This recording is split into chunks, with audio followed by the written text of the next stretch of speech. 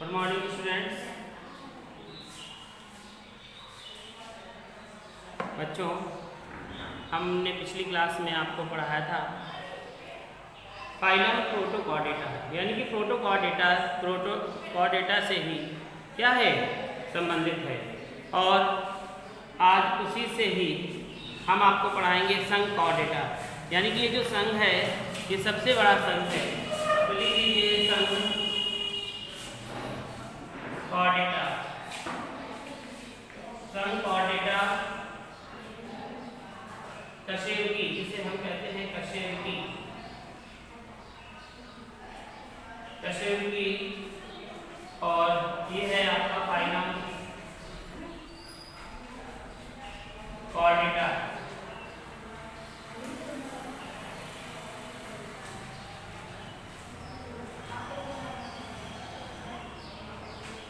Phylum Chordata, तो इसमें देखेंगे कि जो संघ कॉर्डेटा है, यानी कि जो फाइलम कॉर्डेटा है वह क्या है। तो जो संघ कॉर्डेटा है बच्चों, वह क्या है, यानी कि इस कॉर्डेटा की स्थापना वाल्फोर ने 1880 में की थी। और इस संघ के जंतु विकसित होते हैं। इसमें लगभग 55,000 जीवित जंतुओं का क्या है अध्ययन हो चुका है, तथा लगभग 25,000 जातियां अभी भी अज्ञात हैं, यानी कि जिसे ढूंढना है कि ऐसी जातियां हैं जो अज्ञात हैं। तो सबसे पहले चलिए लिखेंगे संघ कॉर्डेटा के 3 प्रमुख लक्षण। हेडिंग डालेंगे संघ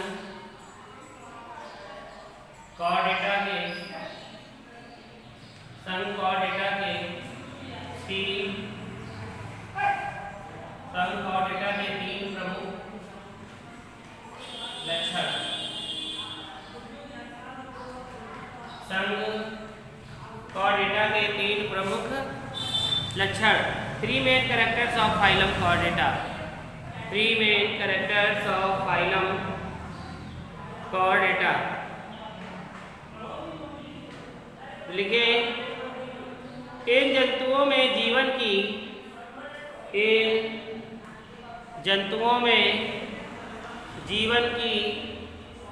किसी ना किसी अवस्था में, इन जंतुओं में जीवन की किसी ना किसी अवस्था में 3 लक्षण अवश्य पाए जाते हैं। इन जंतुओं में जीवन की किसी ना किसी अवस्था में 3 लक्षण अवश्य ही पाए जाते हैं। नंबर 1 पृष्ठ रज्जु या नोटोकार्ड। नंबर 1 पृष्ठ रज्जु या नाटोकार्ड। पृष्ठ रज्जु या नोटोकार्ड, नोटोकार्ड कर लीजिए। तो पृष्ठ रज्जु या नोटोकार्ड लिखेंगे। यह शरीर की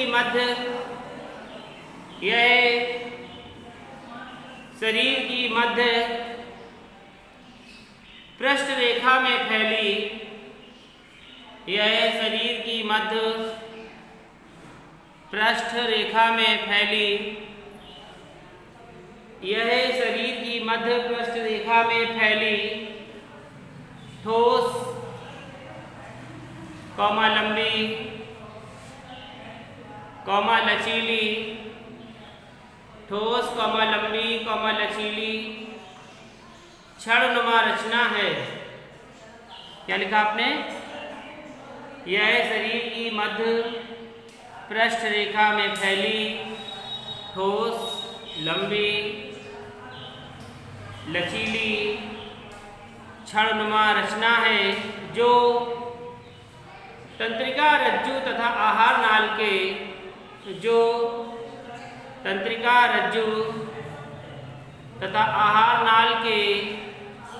बीच में पाई जाती है।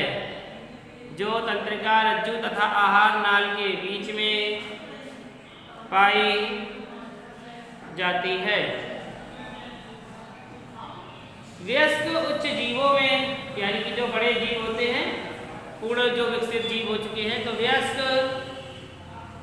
उच्च जीवों में इसके स्थान पर, वयस्क उच्च जीवों में इसके स्थान पर कशेरुक दंड बन जाता है।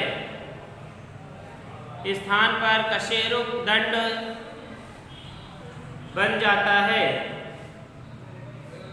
कशेरुक दंड बन जाता है। तो आपको समझ में आया कि इन्होंने क्या बताया कि पृष्ठ रज्जु या नोटोकार्ड, यह शरीर की मध्य यानी कि जो रीढ़ की हड्डी होती है उसे ही कहा गया, जो मध्य में फैली कैसी होती है, ठोस होती है, लंबी होती है, लचीली होती है, छड़नुमा होती है, जिसे तंत्रिका रज्जु यानी कि नर्व कार्ड कहते हैं, तथा आहार नाल के बीच में होती है।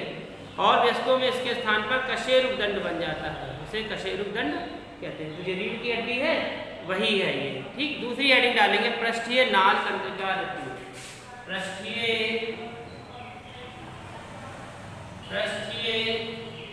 नाल तंत्रिका रज्जु, पृष्ठीय नाल तंत्रिका रज्जु। इसमें लिखेंगे यह जंतुओं में, यह जंतुओं में केंद्रीय, यह जंतुओं में केंद्रीय तंत्रिका तंत्र बनाती है, यह जंतुओं में केंद्रीय तंत्रिका तंत्र बनाती है तथा पृष्ठ रज्जु या नोटोकार्ड के ऊपर, तथा पृष्ठ रज्जु या नोटोकार्ड के ऊपर स्थित होती है, तथा पृष्ठ रज्जु या नोटोकार्ड के ऊपर स्थित होती है। क्या लिखा कि यह जंतुओं में केंद्रीय तंत्रिका तंत्र बनाती है तथा पृष्ठ रज्जु या नोटोकार्ड के ऊपर स्थित होती है। मनुष्य में इसका अगला सिरा, मनुष्य में इसका अगला सिरा मस्तिष्क, अगला सिरा मस्तिष्क और शेष भाग मेरुरज्जु या रीढ़ रज्जु बनाता है। शेष भाग मेरुरज्जु या रीढ़ रज्जु बनाता है। समझ में आया आपको कि यह जो जंतुओं में केंद्रीय तंत्र का तंत्र बनाती है और पृष्ठ रज्जु या नोटोकार्ड के ऊपर स्थित होती है, जो हड्डी यानी कि पहले बताई गई उसके ऊपर ये स्थित है। और मनुष्य में इसका जो अगला सिरा है वह कैसा है, शेष भाग मेरुरज्जु रीढ़ हड्डी से बनता है, यानी कि ये मस्तिष्क से जुड़ी होती है। मान लीजिए जैसे ये हड्डी आई है और ये मस्तिष्क यहाँ भी जुड़ी है, ये मस्तिष्क से जुड़ी होती है। अब तीसरी हेडिंग डालेंगे ग्रसनी क्लोम दरारें। ग्रसनी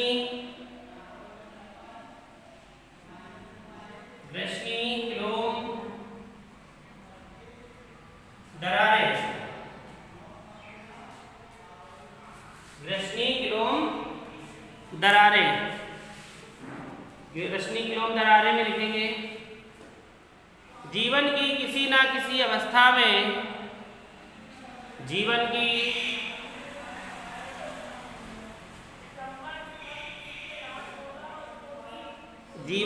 किसी ना किसी अवस्था में ग्रसनी की दीवार में, जीवन की किसी ना किसी अवस्था में ग्रसनी की दीवार में जोड़ीदार एक पार्श्वीय, जोड़ीदार एक पार्श्वीय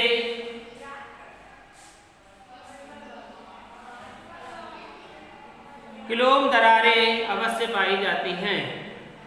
क्लोम दरारें अवश्य पाई जाती है। फिर सुनेंगे जीवन की किसी ना किसी अवस्था में, जीवन की किसी ना किसी अवस्था में ग्रसनी की दीवार में जोड़ीदार एवं पार्श्वीय, जोड़ीदार एवं पार्श्वीय किलोम दरारें अवश्य पाई जाती हैं। किलोम दरारें अवश्य पाई जाती हैं। हेडिंग डालेंगे सामान्य लक्षण। अब न्यू हेडिंग डालें आप लोग, सामान्य लक्षण।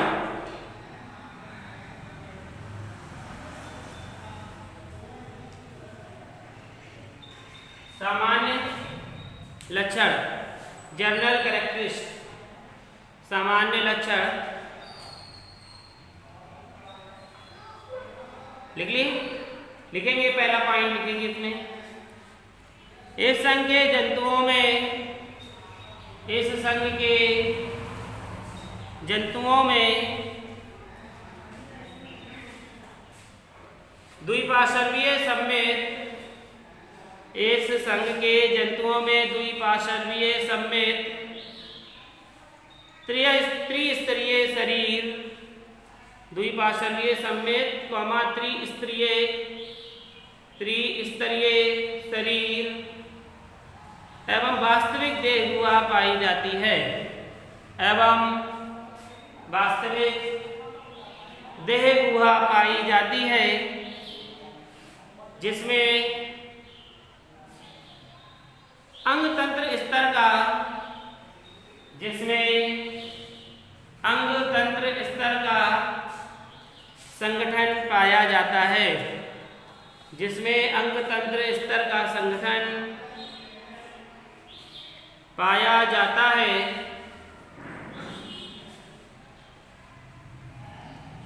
समझ में आया बच्चों कि इस संघ के जंतुओं में कैसी सम्मिलित पाई जाती है? द्विपार्श्वीय। और शरीर कैसा होता है? त्रिस्तरीय। तथा वास्तविक देह गुहा भी पाई जाती है, जिसमें अंगतंत्र का संगठन पाया जाता है। सेकंड पॉइंट लिखिए। फर्स्ट पॉइंट हो गया आपका, सेकंड पॉइंट लिखिए। इनमें वास्तविक मेरुदंड, इनमें वास्तविक मेरुदंड एवं अंतःकंकाल पाया जाता है। इनमें वास्तविक मेरुदंड एवं अंतःकंकाल पाया जाता है। इस कारण जंतुओं में पेशियों का वितरण, इस कारण जंतुओं में पेशियों का वितरण अलग होता है। इस कारण जंतुओं में पेशियों का वितरण अलग होता है एवं पेशियां कंकाल से जुड़ी होती हैं, एवं पेशियां कंकाल से जुड़ी होती हैं, जो इन्हें चलने में सहायता करती हैं, जो इन्हें चलने में सहायता करती हैं। नंबर 3 लिखेंगे। तीसरा नंबर पॉइंट लिखें। इसमें लिखेंगे इनमें परिवहन तंत्र पूर्ण विकसित, इनमें परिवहन तंत्र पूर्ण विकसित एवं इनमें परिवहन तंत्र पूर्ण विकसित एवं बंद प्रकार का होता है, एवं बंद प्रकार का होता है तथा शरीर में हीमोग्लोबिन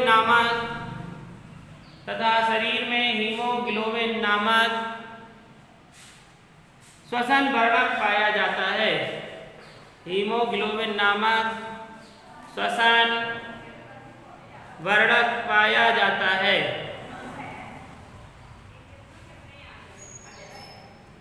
अगला पॉइंट डालेंगे। अगला 4 नंबर पॉइंट लिखें। इनमें पूर्ण विकसित तंत्रिका तंत्र, इनमें पूर्ण विकसित तंत्रिका तंत्र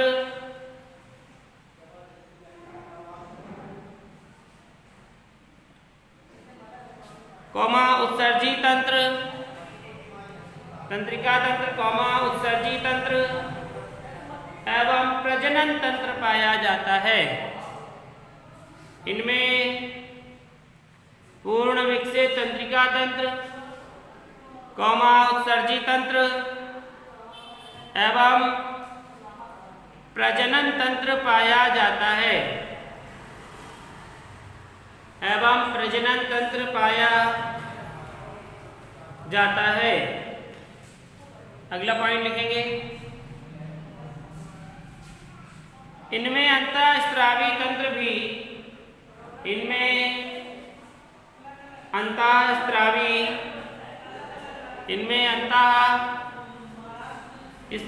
तंत्र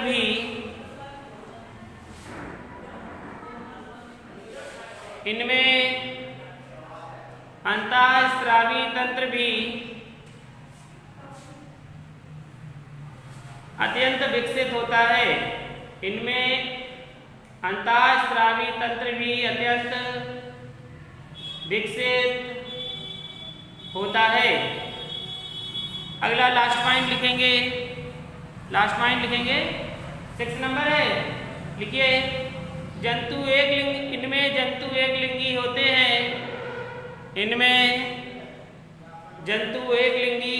हैं, एवं तथा निषेचन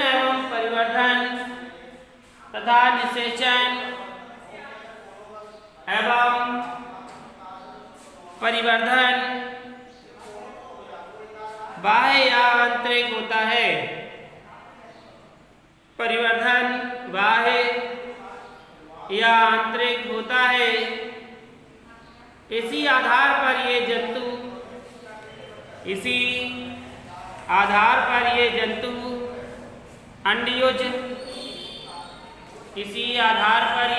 अंडयुज अथवा जरायुज होते हैं। अंडयुज अथवा जरायुज होते हैं। जरायुज जानते हैं आप लोग क्या होते हैं? जरायुज होते हैं स्तनधारी, यानी कि जो स्तनधारी क्या होते हैं, यानी कि जो जन्म देते हैं बच्चों को और जो दूध पिलाते हैं, वे सब क्या है? हम सब मनुष्य क्या है? जरायुज है। जानवर क्या है? जो थल में घूम रहा है, यानी कि जो दूध देता है या बच्चे को जन्म देता है, वह कैसा है? जरायुज है।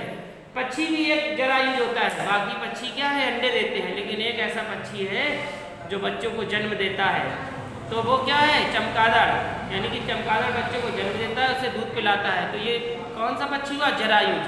और एक मछली भी है। वैसे तो सारी मछलियाँ क्या है? अंडे देती हैं, लेकिन एक मछली है वो बच्चे को जन्म देती है और उसे दूध भी पिलाती है, तो वो है व्हेल मछली।